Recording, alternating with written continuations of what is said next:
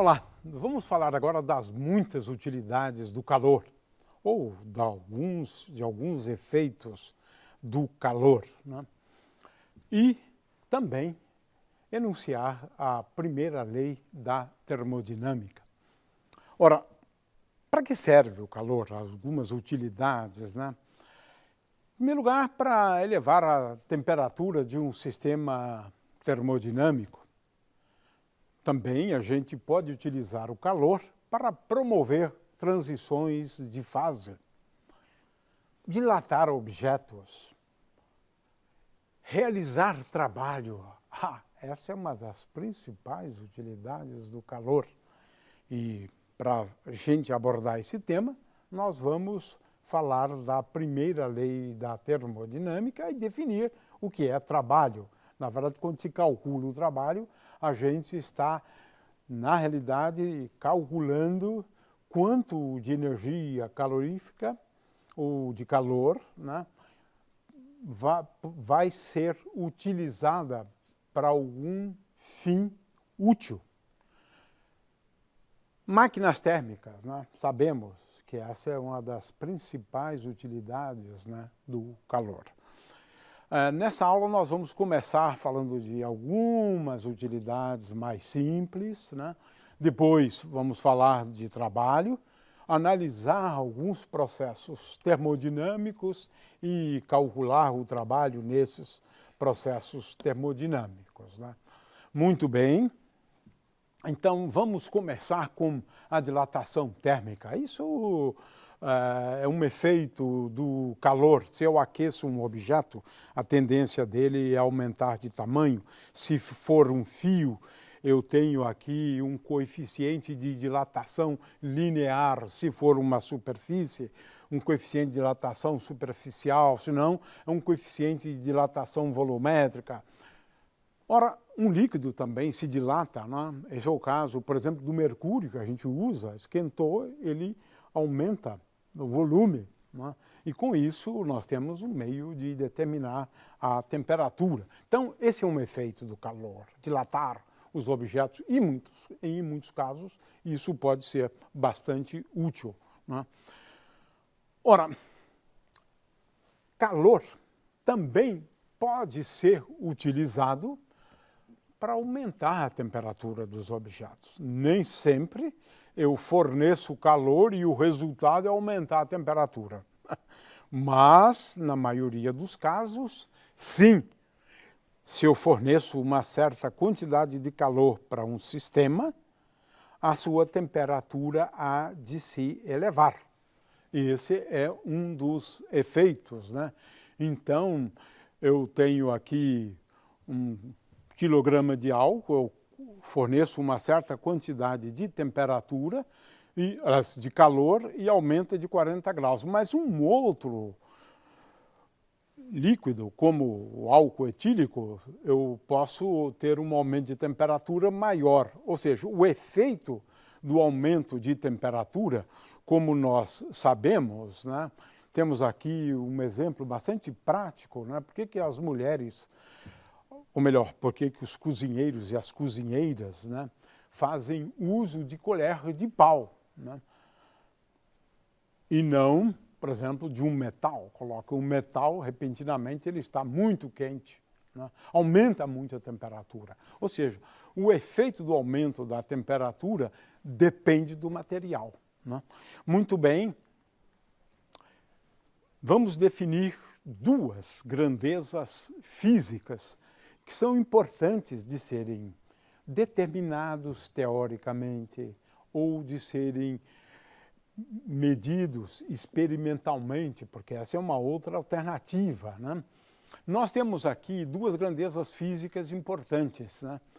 A primeira delas é a capacidade térmica.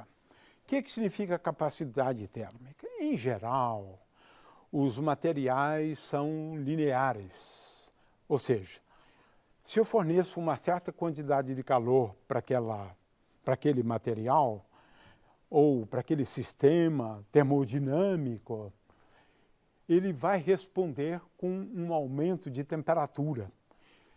A relação entre a quantidade de calor fornecido e o aumento da temperatura, é uma relação linear, como temos aqui nesse gráfico. ΔQ é igual a C. Quem é essa constante C? Essa constante C recebe o nome C grande de capacidade térmica. É isto. A capacidade térmica, por outro lado, depende do material, ou seja, o quanto vai aumentar de temperatura depende do material, como já chamamos a atenção anteriormente. De forma que a capacidade térmica é esse coeficiente de uma relação linear existente entre a quantidade de calor fornecida e o aumento de temperatura.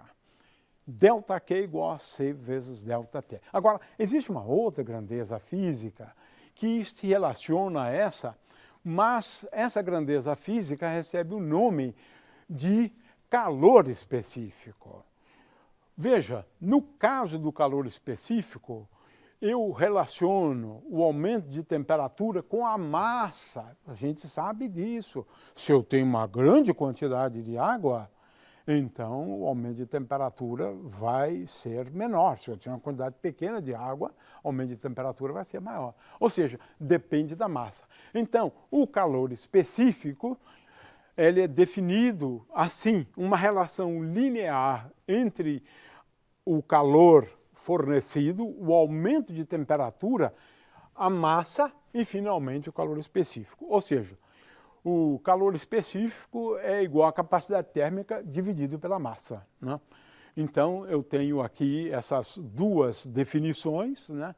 C grande é a capacidade térmica, uma característica do sistema, depende da massa, né? Agora, o calor específico não, ele depende basicamente só do material, né? Essa que é a diferença, né, entre essas duas grandezas físicas. Uma das coisas que a gente procura calcular é o calor específico, né, de um gás, ou a capacidade térmica de um gás e assim por diante, né?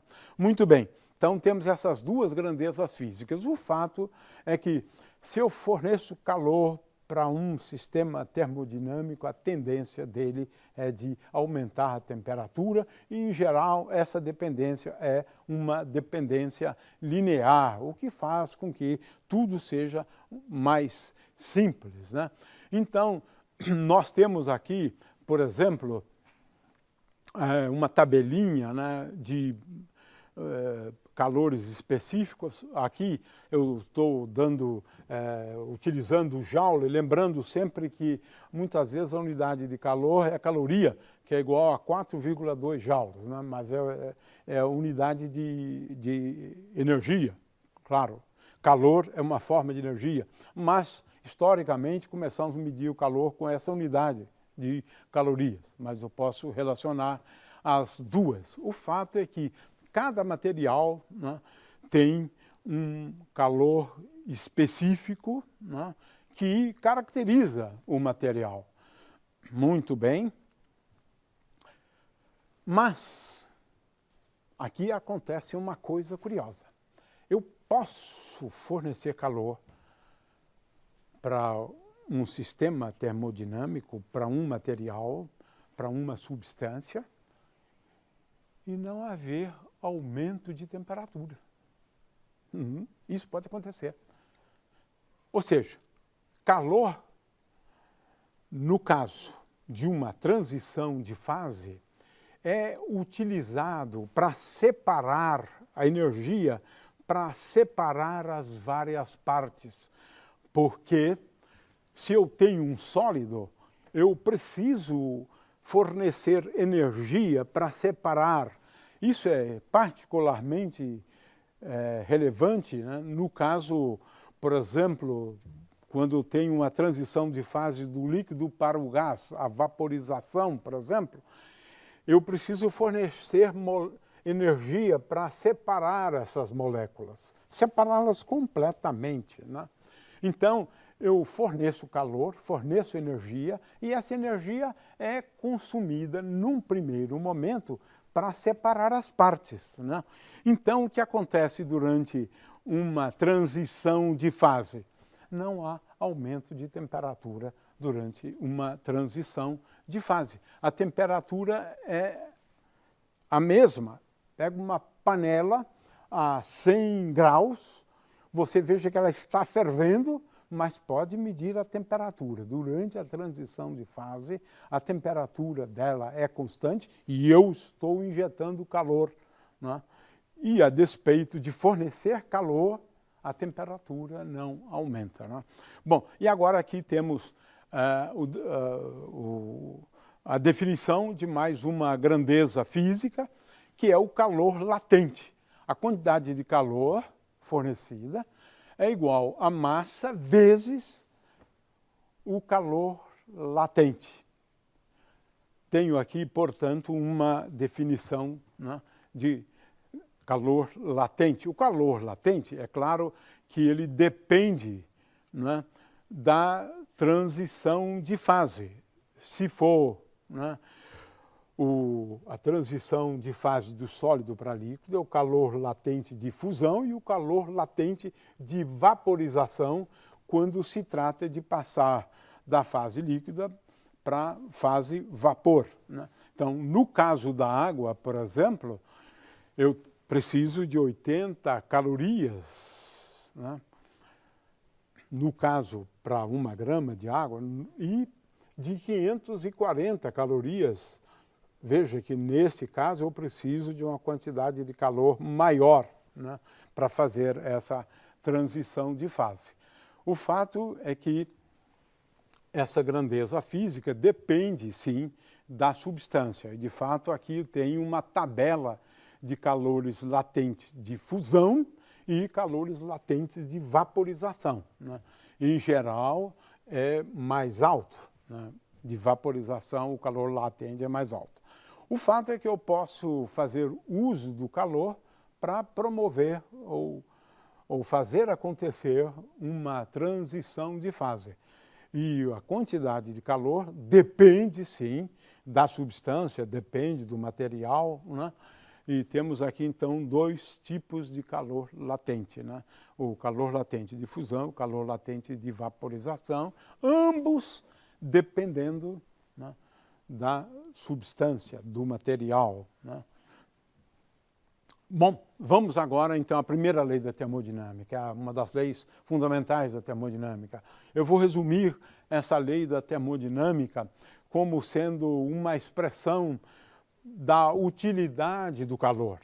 Se eu forneço uma quantidade de calor para uma substância, então esse calor é absorvido pela substância, né?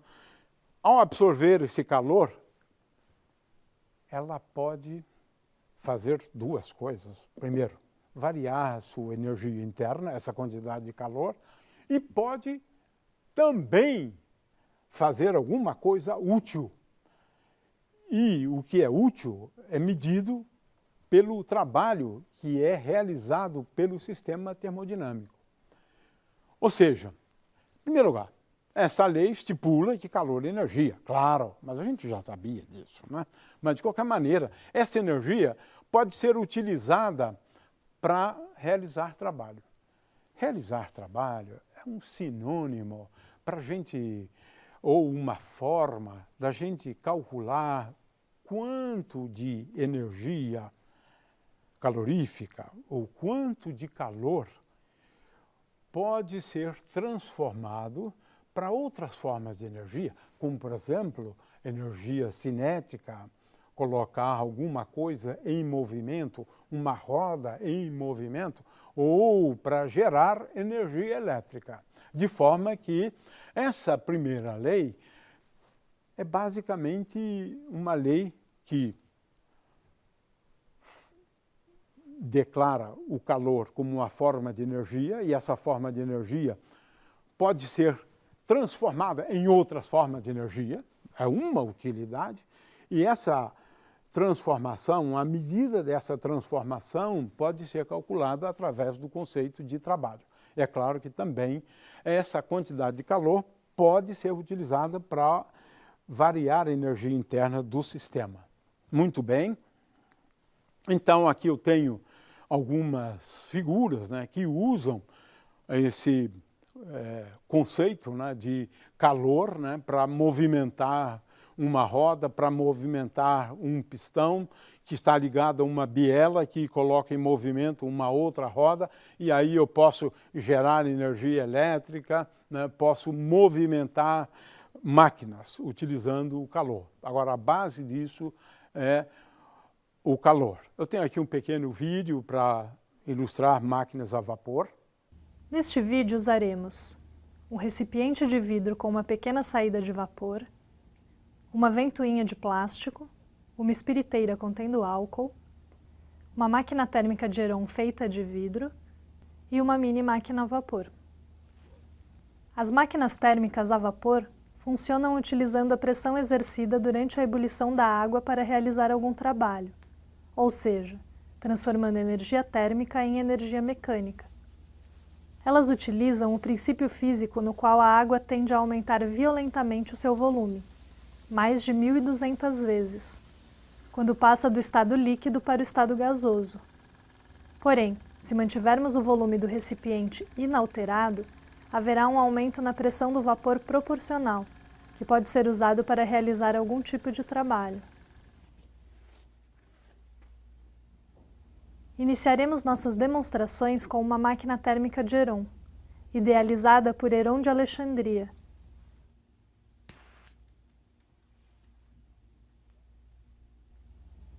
O princípio de funcionamento também é bastante simples. Na ebulição, o vapor sai do recipiente de vidro através dos terminais em alta velocidade, formando um binário de forças que fazem com que a máquina gire.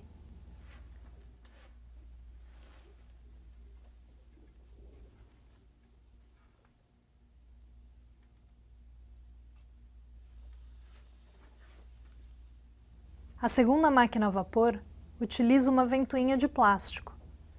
Aquecemos o recipiente de vidro contendo água e, durante a ebulição, o vapor formado aumenta a sua pressão interna e é obrigado a sair do recipiente de vidro através da pequena abertura em alta velocidade.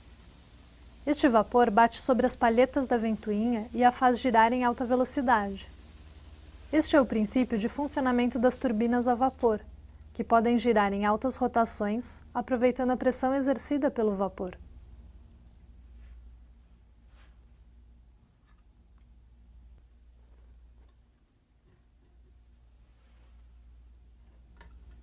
Já a mini máquina a vapor utiliza a pressão gerada na ebulição da água para empurrar um pistão e realizar trabalho sobre uma roda.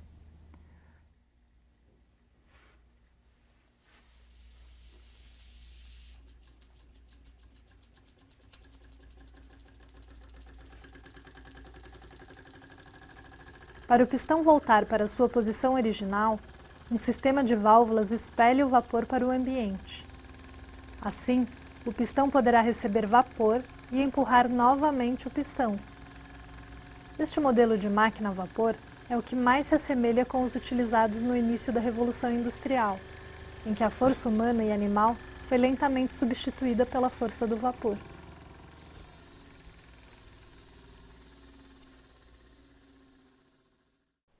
Vamos agora então introduzir o conceito fundamental da primeira lei, que é o conceito de trabalho, né? Ora, vamos calcular o trabalho realizado, né, pelo sistema, né? Aqui a ideia pode ser ilustrada por essa figura, né? Eu tenho aqui um gás, por exemplo, né, e o calor é fornecido. Ao fornecer esse calor, esse gás há de se expandir, e ao se expandir, ele realiza trabalho. A expansão é que vai me levar à possibilidade de realizar alguma coisa útil, transformar calor em outras formas de energia. O fato é que este aproveitamento do calor, ele é medido essencialmente pelo trabalho realizado. Como é que eu calculo o trabalho realizado? Eu começo com a definição de trabalho, essa mais simples, que o trabalho infinitesimal, quando algum uma partícula se desloca por uma grandeza dx infinitesimal, um deslocamento infinitesimal, o trabalho d tal é igual a f vezes dx. dx é o deslocamento infinitesimal. Agora, vamos olhar para essa figura de novo, né? Ora, eu tenho aqui um deslocamento agora do gás por uma grandeza dx, aqui tem o d, mas a rigor deveria ser dx. Ele se expandiu, né? Aumentou o volume por uma grandeza dx. A força exercida, essa força, é igual a P vezes A. Portanto, d tal é igual a P vezes A vezes dx. Mas A vezes dx, a área vezes dx, é igual à variação do volume, PdV. Portanto, o trabalho infinitesimal realizado pelo sistema, quando ele se expande, quando ele varia o volume por uma grandeza infinitesimal dV, esse trabalho é representado como sendo igual a d tal, um trabalho infinitesimal, igual a P vezes dV. Ou seja, realiza trabalho quando ele se expande, né? É claro que agora o trabalho, a rigor, ele deve ser calculado por meio de uma integral, porque quando eu calculo o trabalho, quando o sistema começa com uma pressão P1 e um volume V1, e depois tem uma pressão P2 e um volume V2, esse trabalho ele é calculado, como temos aqui, V1 e V2 são os volumes inicial e final, ele é calculado por meio de uma integral, de forma que tem uma interpretação geométrica o trabalho, né? A interpretação geométrica é que o trabalho é igual à área sob esta curva, porque é a interpretação geométrica, na verdade, de uma integral. É claro que eu posso ter aqui um ciclo, por exemplo, voltar para o mesmo ponto. Nesse caso, o trabalho é indicado por esta área.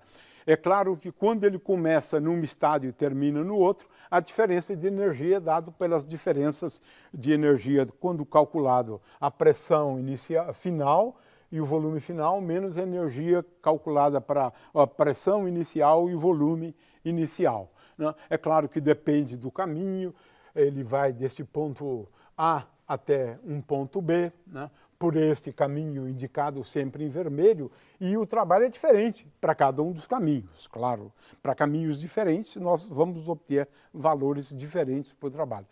A primeira lei da termodinâmica também leva à ideia de uma nova função termodinâmica, que é a entalpia. Eu defino a entalpia como sendo igual a E mais PV, de forma que eu posso escrever a primeira lei de uma forma um pouco diferente.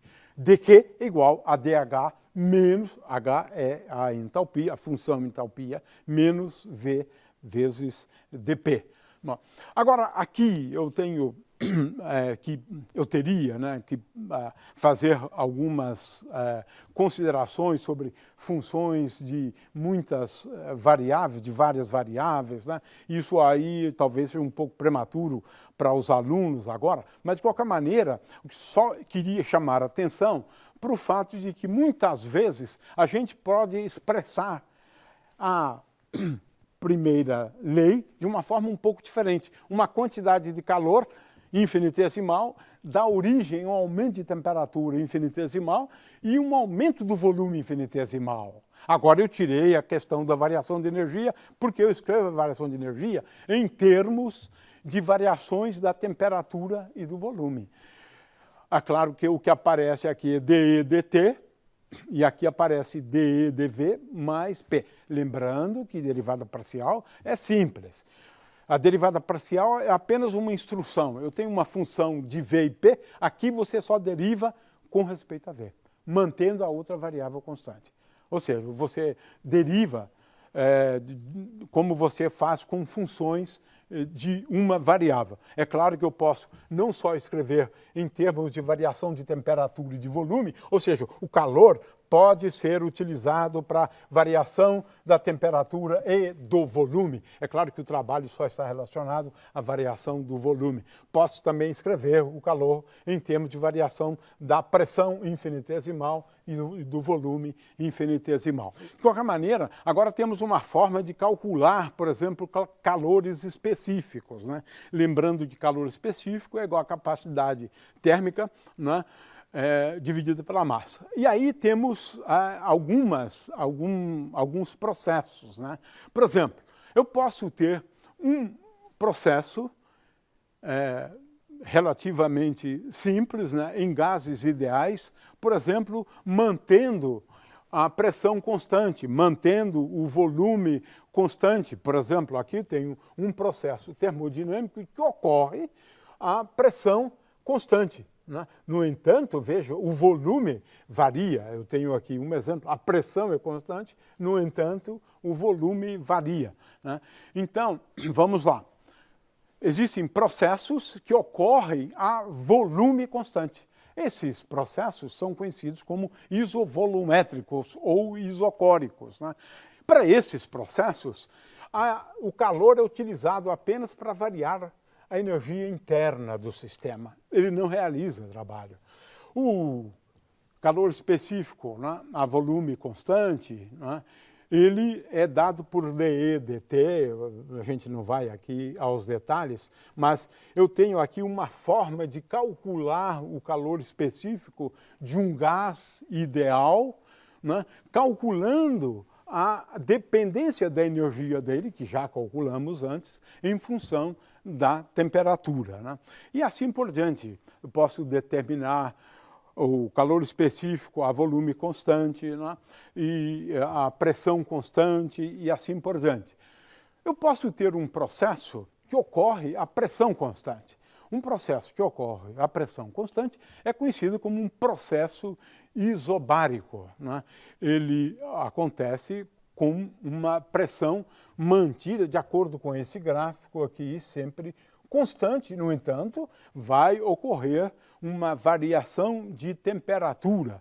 Ora, nesse caso, o cálculo do trabalho é muito simples, porque é a área sob esta curva, de forma que o trabalho é igual a P, que é constante, PI igual a PF, é constante, porque o processo é isobárico, portanto, o trabalho é igual a P vezes ΔV, a variação do volume. Então é muito fácil calcular o trabalho. Quanto de energia, né, calorífica vai ser utilizado ou pode ser utilizada para outras finalidades, movimentando um pistão que vai colocar alguma coisa em movimento, né? Muito bem.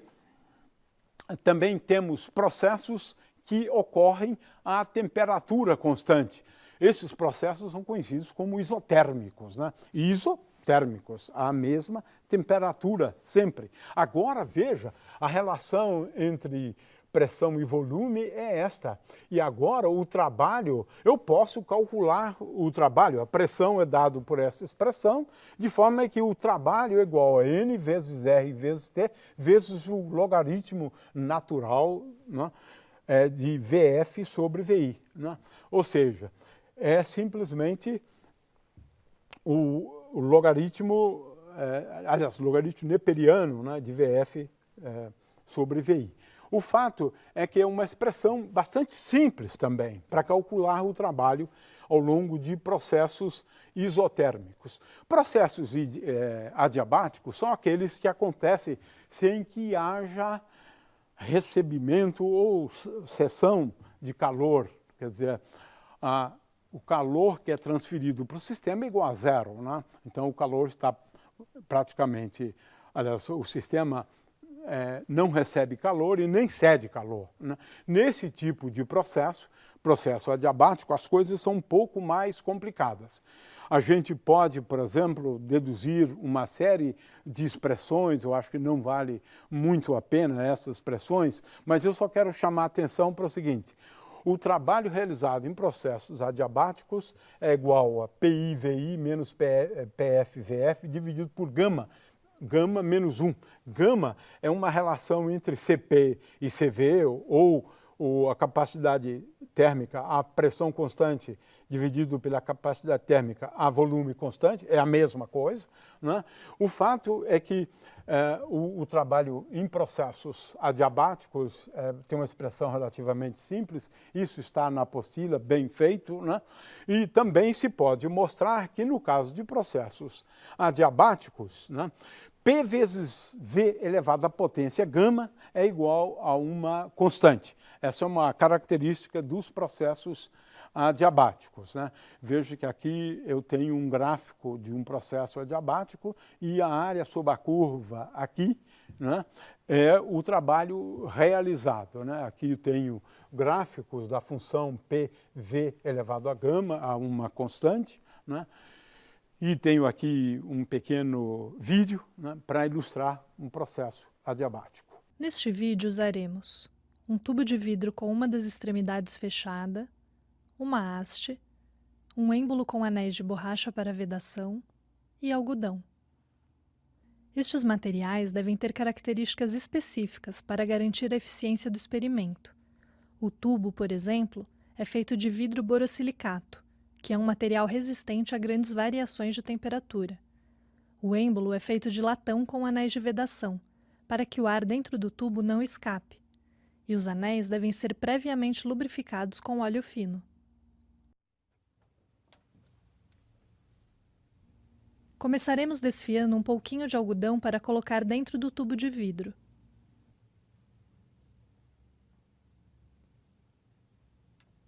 O algodão desfiado é um ótimo material para esta demonstração, pois além de bom combustível, tem grande superfície de contato, que aumenta bastante a eficiência da queima. Assim, quando o êmbolo é pressionado com muita força e de forma muito rápida, podemos ver que o algodão entra em combustão por meio do flash de luz causado pela queima.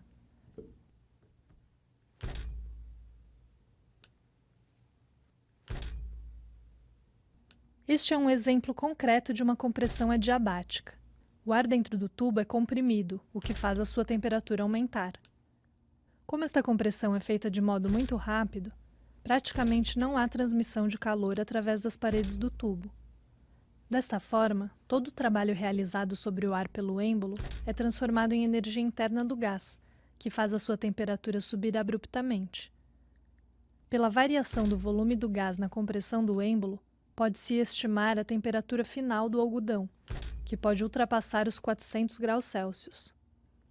Este mesmo processo é aplicado nos motores de combustão a diesel de ônibus e caminhões.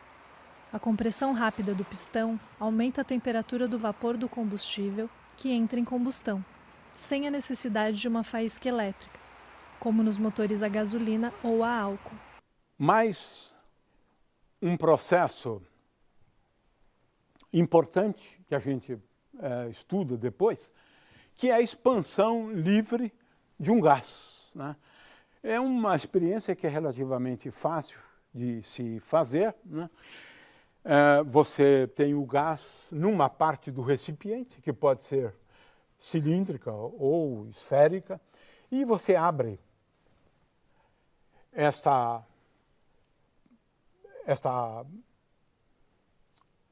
e você permite fazer com que o gás que está nesta parte do recipiente passe agora para outra parte do recipiente, né? Como se você abrisse uma torneirinha, né, para o gás passar de um recipiente para outro. Veja, é uma expansão livre do gás. Ele passa de uma parte do recipiente para outra parte do recipiente. O que você verifica é que, neste caso, o volume aumentou bastante, você não realiza trabalho nesse processo de expansão livre, também é um processo adiabático, a variação de energia é igual a zero, então você tem uma variação de uma série de grandezas físicas igual a zero. O que é interessante, no caso desse processo, é que se pode mostrar que haverá uma variação da entropia, no caso da expansão livre de um gás. Agora, eu tenho 3 pequenos vídeos aí para ilustrar cada um desses processos. Neste vídeo usaremos um manômetro de tubos e um balão volumétrico com uma seringa acoplada e uma saída lateral. O manômetro usa o princípio da pressão hidrostática para se medir a pressão. Como os dois tubos de vidro contendo água com corante estão abertos na parte superior, ambos estão com os níveis da água na mesma altura. Agora, se soprarmos um dos lados, aumentaremos a pressão do ar acima do nível da água, que pode ser medido por meio da diferença de altura das duas colunas. Da mesma maneira, se diminuirmos a pressão interna da boca, a diferença se inverte.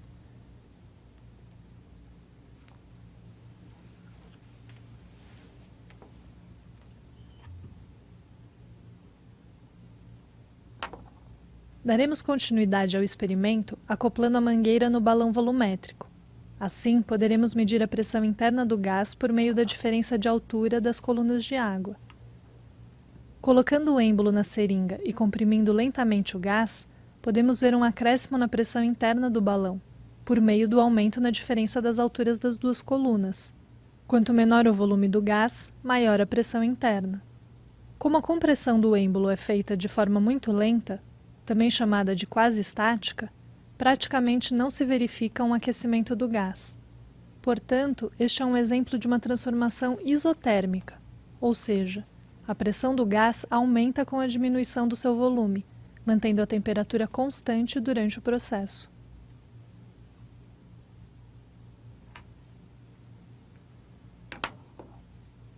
Para este experimento de transformação isovolumétrica, usaremos um balão volumétrico com uma rolha de borracha e uma saída lateral, um manômetro hidrostático e um secador de cabelos.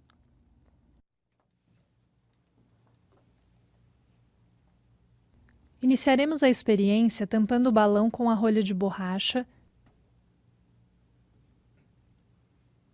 e conectando a mangueira a um manômetro hidrostático. O manômetro hidrostático funciona pela diferença de altura entre as colunas de água dos dois tubos. Soprando um dos tubos, pode-se medir a pressão interna da boca por meio da diferença de altura nos níveis entre os dois tubos. Diminuindo-se a pressão da boca, inverte-se também a diferença entre as colunas de água.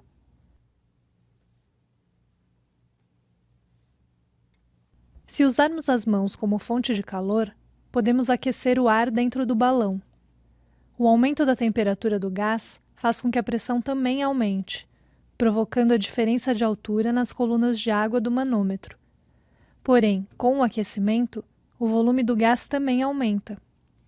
Para que a transformação seja volume constante ou isovolumétrica, devemos fazer com que o volume interno do balão seja o mesmo antes do aquecimento. Para isso, podemos mudar a altura do tubo do lado direito, de forma que o nível da água do tubo ligado ao balão volte à posição inicial. Assim, pode-se usar este dispositivo como um termômetro a gás, no qual a temperatura é diretamente proporcional à pressão interna do gás. Com o ar quente soprado por um secador de cabelos, podemos aumentar o efeito. Novamente, para que a transformação seja isovolumétrica, devemos alterar a coluna da direita para que o nível da água da coluna da esquerda volte à posição original, e assim, medir a pressão interna do gás. Para esta experiência, usaremos um borrifador com álcool, papel toalha, um secador de cabelos e um balão volumétrico com uma rolha de borracha, uma seringa transpassada e uma torneirinha instalada na saída lateral. A seringa de vidro transpassada na rolha de borracha deve estar com o êmbolo bem limpo e sem folgas, de modo que o ar dentro dele não escape.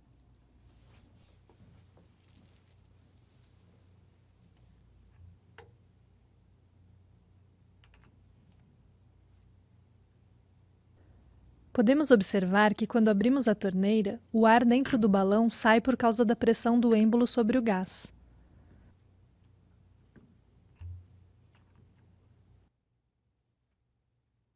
Esfregando as mãos, o atrito faz com que a pele se aqueça. Neste processo, estamos transformando o trabalho mecânico em energia térmica, que aquece as mãos. Envolvendo o balão com as mãos, o ar dentro dele também se aquece um pouco.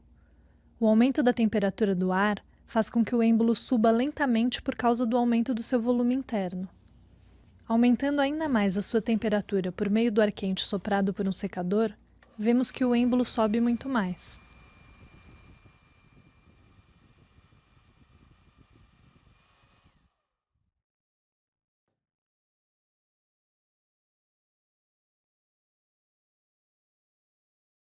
Por outro lado, se borrifarmos álcool no balão, a sua evaporação retira calor da superfície do vidro, diminuindo a temperatura interna do gás. Isso faz o êmbolo descer, diminuindo seu volume interno. Esse é um exemplo de uma transformação gasosa chamada de isobárica.